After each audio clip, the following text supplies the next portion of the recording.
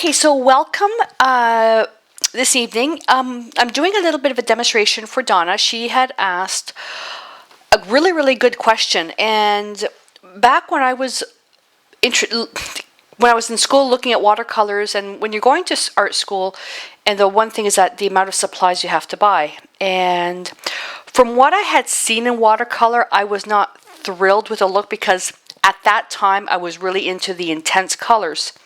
I really didn't want to buy watercolors. So the question that Donna asked, I was asking way back then and nobody could help me, was that can I do something with acrylics to make them work like watercolors? And the answer is yes and no. The properties of watercolors is that they are transparent and they reconstitute with water, meaning when you put watercolor down on paper, if you put something wet on top, it will disturb that layer. Okay, that's why you can, if you do multiple layers of watercolor, you need to know your color theory because the colors all mix together. Acrylics, on the other hand, the minute it dries, it's permanent. It does not come up. So that's the difference, okay? That's the primary difference. One is not permanent and the other one is permanent. Watercolors, to make them permanent, you use fixative. That's one. Second, basically watercolors are transparent, and if you have an acrylic that's transparent, you just add a little bit of water to thin it down. But what happens if you have a acrylic that's not transparent, one that's maybe semi-transparent or semi-opaque? Can you add water to it? The answer is yes and no.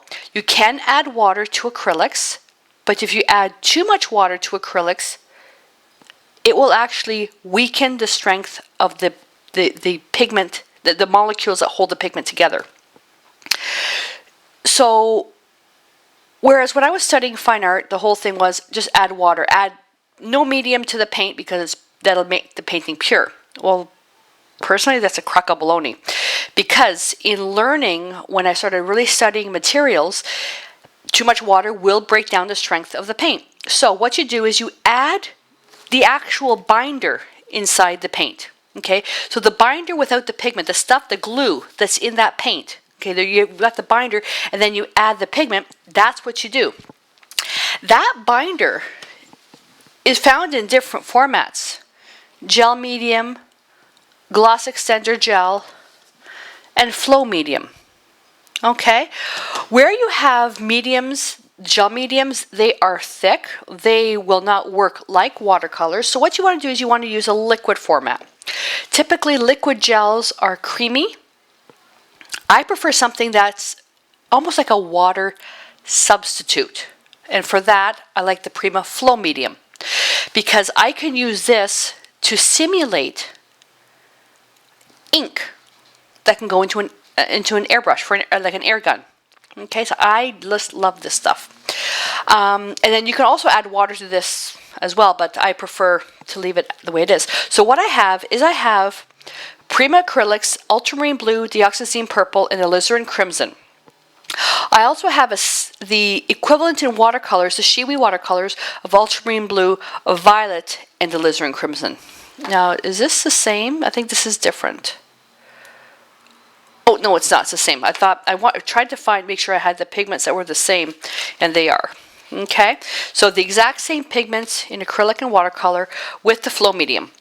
Now, the exception to what I'm doing here is that there may be other brands that can take acrylic and convert them to watercolor. I don't know. The only one I do know of, because I've used it, is Deco Art Traditions. It's their very high-end acrylic paint, and they actually have a watercolor medium that you add to their acrylics, and they've got a method of preparing that, and then it will act like watercolors.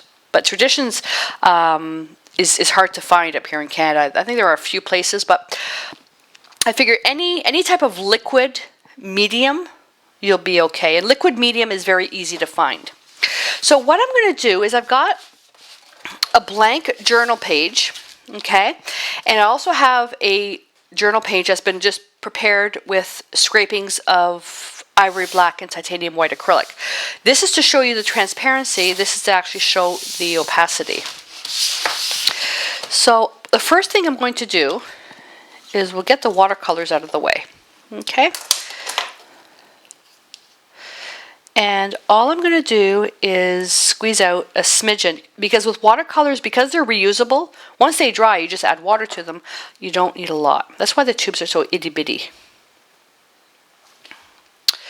So putting that out. These pigments work amazing together because they are within one spot of each other on the color wheel. Okay. And nice long brush and some water. So what I'm going to do, I'm going to go right down to the palette, and I'm using the gray palette. And then what I'll do is I'll just bring my journal here, and I'll be showing the process here. Okay, oops, back that up. Okay, first thing I'm going to do is I'm going to go into ultramarine blue. So this is just the watercolors, just to show what we're working with. Okay.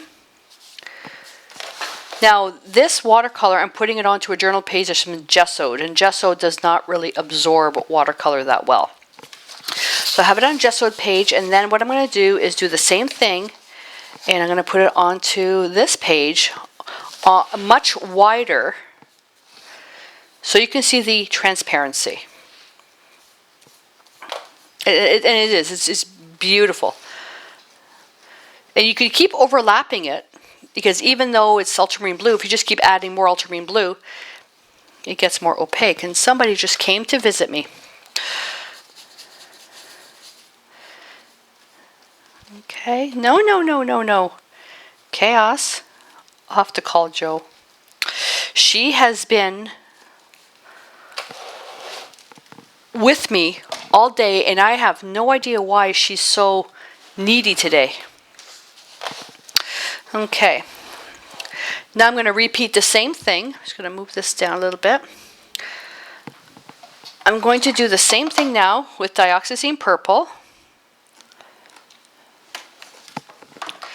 Okay, then the next one, Jo just took chaos out of the room, is dioxazine purple. Absolutely beautiful. One of my favorite pigments. It is so intense though. Okay, and then the more water you add to it, the more transparent it gets. Okay, let's blot that up because I know what's going to happen. Alrighty, and then, oops, I didn't quite get all the dioxazine purple out of my brush. Alizarin Crimson. Okay, now I'm going to repeat the same thing on my paper here. I forgot to do the purple. Just so you can see the opacity.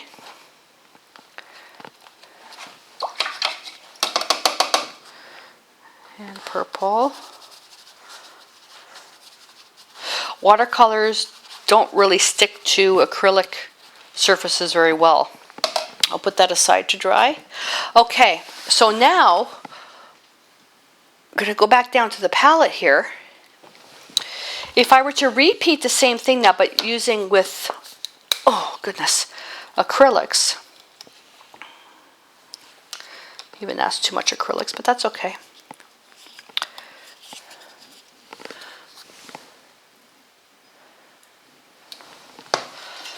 And dioxazine purple. That screen seems to be a little bit dark. Hang on, let me brighten that up just a little bit. That just seems a little bit dark. There we go.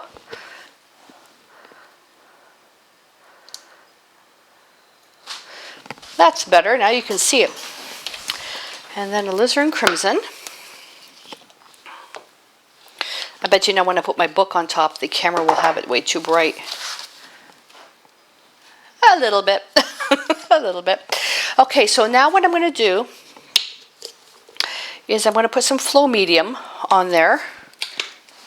I know that was very messy.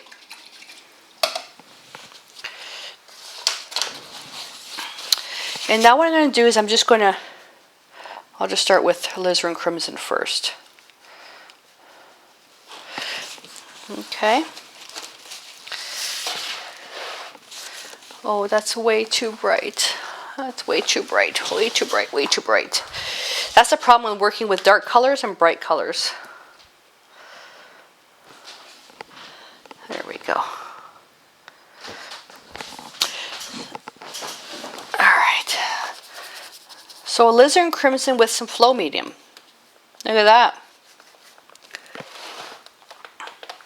That's alright. Okay. And then Alizarin Crimson, flow medium with dioxazine purple. That one's a bit washy. Oh, that's too thick.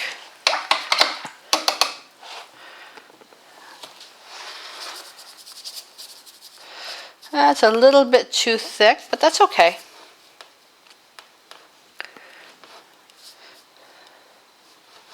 Okay. And the flow medium with ultramarine blue. Let's see how thick this one's going to be. So that's with just a little bit of flow medium. Okay. I'll pick up more flow medium.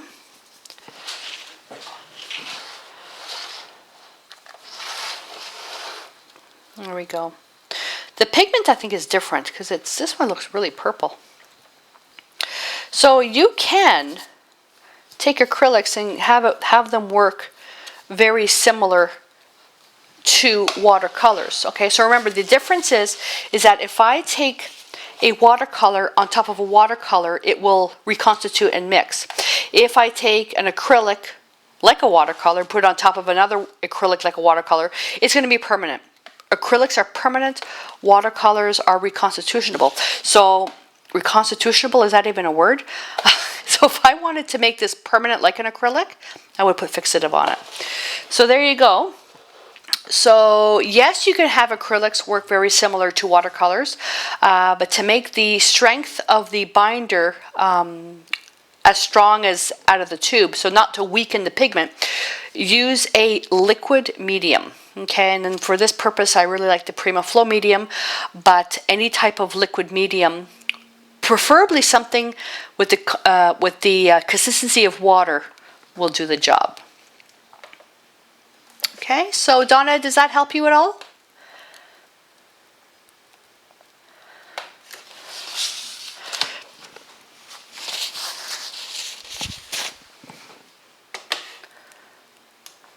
Hey, Corky. Cool. Okay, so we'll call that demonstration finished, and now what I'll do is I'll now clear this up and I'll prepare for the monoprinting class.